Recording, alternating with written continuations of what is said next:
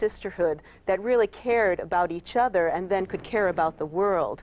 Now, you know, we were pulled apart. We were taught to be threatened, be jealous of other women. Everything was focused upon the male as the most powerful. We were supposed to not anymore just be of service, but be subservient.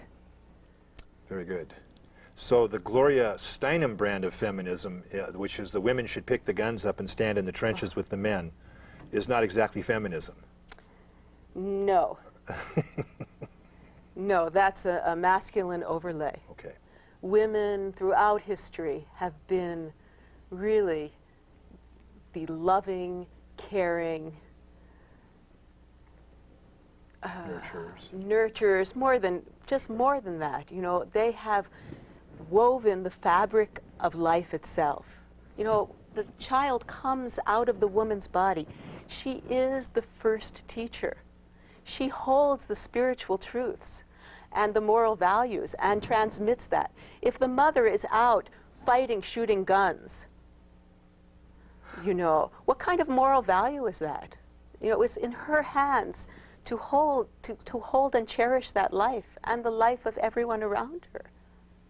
Very good. The role of sex, men versus women. Sex is the most extraordinary spiritual practice that we have at this time. In the ancient traditions, it was one of the means, because it's so physical and direct, for a man and a woman to directly experience the divine union of God and goddess. The body is a temple of divinity, very different from, you know, the wrathful, jealous God that we were raised with, who doesn't even have a consort anymore. Poor man, he has no woman to soothe him. You know, so sexuality is this a gift of being a human being. And it's an incredible way for man and woman to deeply, deeply connect, not only with each other, but with all of what I call the luminous realms of the cosmos. Because the energy is flowing, and when it's channeled correctly, you have an extraordinary experience. Now you kind of allude to the demonizing of women in this male versus female. What's the hidden history on that? Well, come on. Look at look at the Bible. Eve is known for, you know, eating of the tree and causing the fall, just because she wanted some knowledge, because she was curious. Well, women are not allowed to be curious. You know, women are the evil seductresses. Well, if you look at history from a different perspective than what we've been told of Western history, the one that comes out of the ancient teachings from many cultures, the Indo-Tibetan and the alchemical and the native cultures, you know, we did not start out as these accursed things who have been evolving.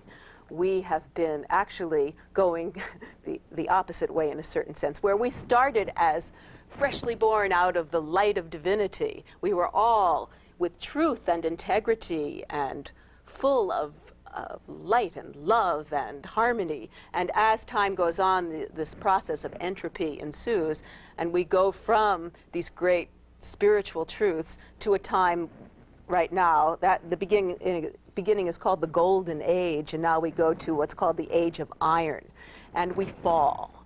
And the fall is into materialism. Not only we become very dense physically, and we become dense mentally, until we're living in a time.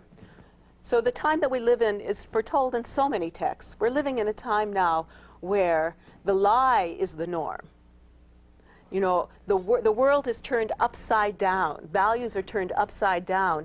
So words, for example, like the word bad, is now, oh, bad, it means good. Or mother, which should be an honorific term, is now meant as, you know, oh, you mother. It's horrific. You know, this is what we live in. And women have been, for a long time now, half the cycle is dominated by these patriarchal values that get more and more intense until we're living in the political and social atmosphere that we live in now, where the world is being raped. The earth itself, which is a manifestation of the feminine, is just being completely abused. You know, women, yes, are gaining power in politics. and, you know, in many realms, and economically, but we're losing something that's so special and valuable. You know, I'm not saying that every woman has to go back home and be barefoot and pregnant. You know, we need women to be out there. But at the same time, because no one's home, the children are being raised and manipulated by the voices of the television sets. There's no one there caring for them. They're just being completely programmed by the images of, you know, the mass media merchandising machine, I call it. So we've fallen from a spiritual domain in which people were caring and concerned about each other to a material in which people only care about material. This is a culture that glorifies the ego. The ego. The ego. And what does the ego is? Me, me, me. Mine, mine. I want this. And it's you know, we're being told that by, you know, Madison Avenue, the pharmaceutical company, all of that, we can't even live without their indispensable products. Our children are being put on pharmaceuticals, toddlers being given, you know, mind-altering drugs. They're taught, what are they going to be taught? That their whole life will be spent on drugs, that that's the way to solve a problem. Where are our mothers? Where are our fathers? Where are the caretakers and nurturers? Where are our elders? They're being put on drugs off in some home when they should be the one, after lifetimes of wisdom and experience, they should be teaching the kids. They should be with them. And, you know, we're all rushing towards this, you know, total manifestation of ego. We're taught in the West to actually glorify the ego. Okay. Now, if we were to go in the other direction, yes.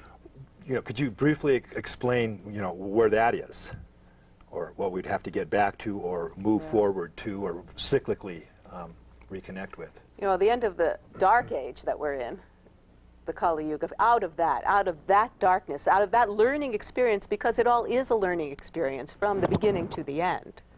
We have to experience it all. We're embodied in flesh. Comes the greatest light. And then all the texts tell you that this golden age, once it cycles around like birth and death.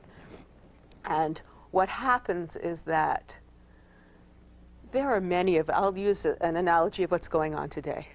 We know there are many of us that are very aware of how much we are being lied to all over the world by the leaders, how the lie has become more predominant than the truth. But we're beginning to wake up from the cultural trance and see.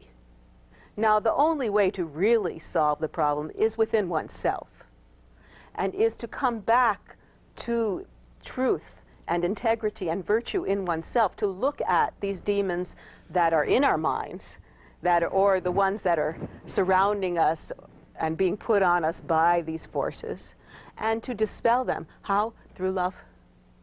There's only love in the end. And there's compassion, not the kind of compassion that's being, you know, told to us, this compassionate conservatism, whatever it is. Passionate.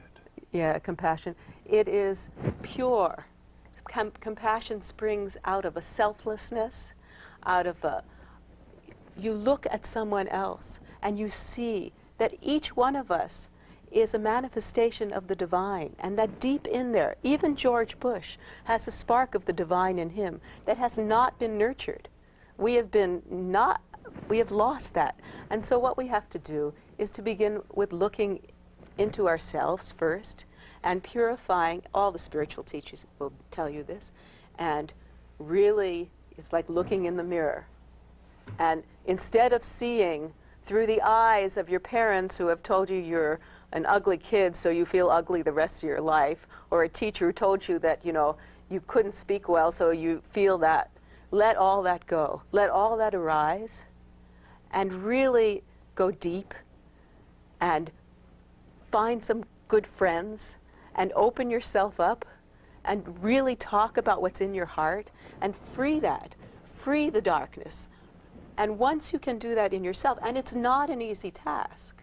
You know, we want the easy way. We're trained from childhood in this culture. That's why we're ready to take a pill, or we want a teacher, a guru to come hit us on the head and instantly we want enlightenment. But enlightenment, it's not easy work. it's a deep spiritual path, and it's a deep